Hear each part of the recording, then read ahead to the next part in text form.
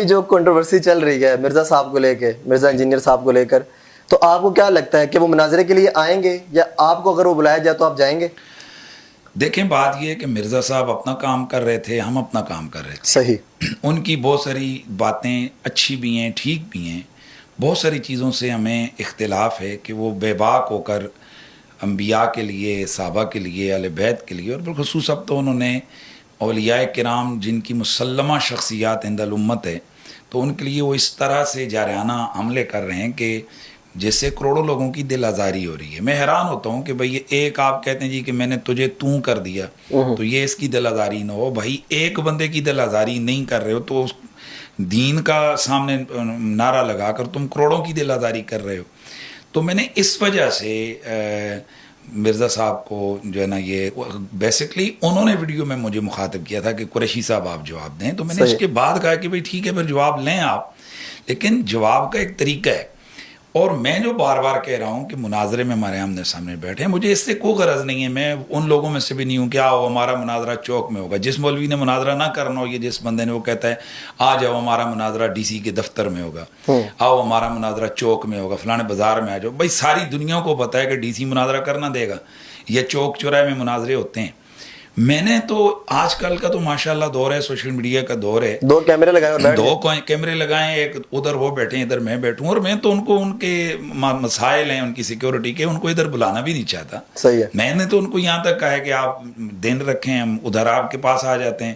یار آپ سے چائے بھی نہیں پئیں گے، ہم وہاں اپنا پانی اپنی چائے لے کر جائیں گے اور وہاں پر بیٹھ کر آرام سے بات کر لیں گے. پھر آپ کو یہ ڈر تو نہیں ہے نا کہ حنیف قریشی یہاں کوئی ہمارے اوپر قاتلانہ حملہ کر دے گا. بھائی کیمرے لگے آئیں، آپ بیٹھیں گے ہمارے سامنے، آپ اپنا موقف رکھیں گے، ہم اپنا. بے شک درمیان میں آپ ایک تیسرے بندے کو بٹھا لیں کہ جو ذرا سا روک دے کہ جی یہ رک جائیں. پھر ساری چیزیں کیمرے آن کیمرہ ہوں گی، سارا کچھ تو دنیا دیکھ لے گی. ویسے مرزا صاحب عموماً کہتے ہیں کہ میں نا قوم نو اکھاں لا دیتی ہیں. یار ہم چاہتے ہیں کہ اس آنکھوں سے یہ قوم نظارہ تو دیکھے نا کہ کیا نظارہ ہو رہا ہے ماشاءاللہ. تو اصل میں بنیادی جو وجہ ہے وہ یہ ہے کہ میں آپ کو صحیح معنوں میں بتا رہا ہوں کہ الحمدللہ العظیم مسلک اہل سنت اتنی مضبوط بنیادوں پر کھڑا ہوا ہے کہ اس کے حوالے سے ان کے پاس کچھ نہیں ہے. یہ محض خواہ مخواہ صرف جیسے ٹوکا ٹاکی کر رہے ہیں، یہ کچھ لوگوں کو کنفیوز کرنے کے لیے کہ یہ کہہ دیا وہ کہہ دیا.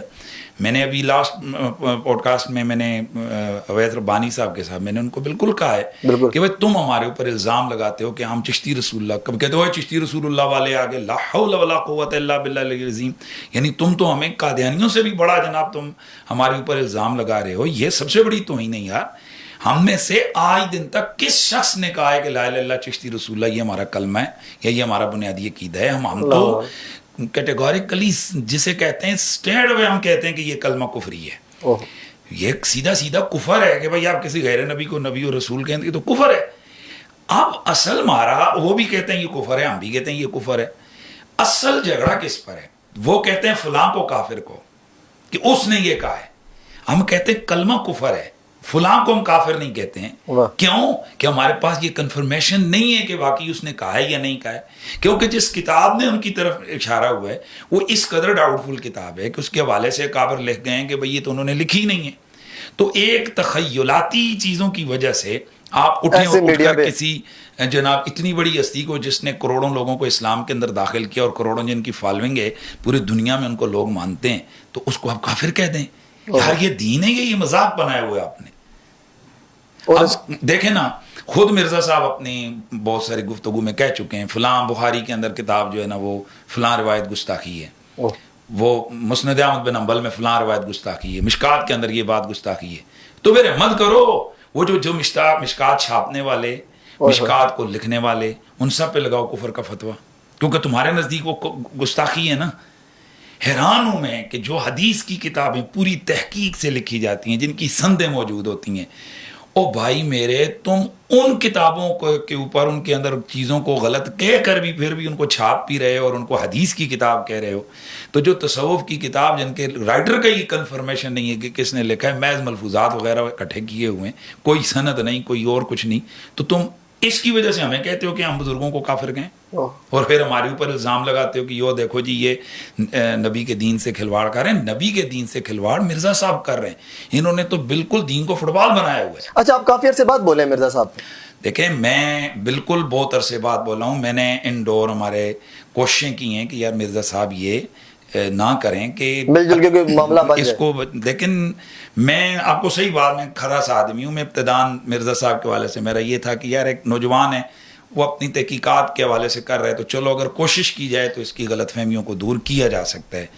تو اس حوالے سے ہم نے ان کے ساتھ نوجوانوں کی رغبت بہت زیادہ ہوتی جا سخت رہی ہے. رویہ جو ہے نا ان کے ساتھ نہیں رکھا ہے. لیکن جس وقت میں نے ان کی چند چیزیں دیکھی ہیں کہ یار ایک چیز حقیقت سامنے آ چکی ہے، مطلب پیر مہر علی شاہ صاحب کے حوالے سے وہ تحقیق الحق کی عبارت کو لے کر وہ کہتے ہیں جی انہوں نے بھی لکھ دیتا وہ ہے بھی ادھر ڈفرنٹ، وہ یار ظالم آدمی، انہوں نے اس کا رد کیا ہوا اور تو کہہ رہا ہے کہ جناب انہوں نے لکھ دی ہے. مطلب اس بندے کا پڑھنا ہی نہیں آتا، وہ اتنی مشکل سٹرانگ اردو لکھی ہوئی ہے کہ جو اس کو پڑھنی نہیں آتی اور کہتا ہے کہ جی یہ وہ ہے. تو اب کہنے کا یہ مطلب ہے کہ بنیادی طور پر میں نے جو پہلا پوڈ کاسٹ کیا تھا وربانی صاحب کے ساتھ، وہاں پر میں نے صورتیں بیان کی تھیں کہ یار کئی وجوہات ہوتی ہیں جس کی وجہ سے بندہ کسی کو کافر نہیں کہتا. کلام کفری ہوتا ہے، بندے کو کافر نہیں کہہ رہے ہوتے، اس کی کئی وجوہات ہیں. اور اگر کہیں پر تعویل بعید کا بھی بیچ میں سے شائبہ ہوتا ہو نا، تو ہمارا جو علم الکلام ہے وہ اس چیز کے اوپر کھڑا ہے کہ وہ کہتا ہے کہ نہیں، آپ کسی کو کافر نہیں کہیں گے. دیکھیں نا، یہ ہمارے اوپر کہتے ہیں کہ ایک مسلک کو کہہ رہے ہیں، ہم نے جناب یہ کہتے ہیں اسے اس کو کہہ رہا ہے، یہ اس کو کہہ رہا ہے. او بھائی چلو، ہم نے تو عبارتوں کو سامنے رکھ کر ان کی تحقیق تفتیش کے بعد معاملات کی. وہ تو اوورآل پوری امت کو کافر کہہ رہا ہے. اب تو بتا، سب سے بڑا فرقہ باز تو ہے.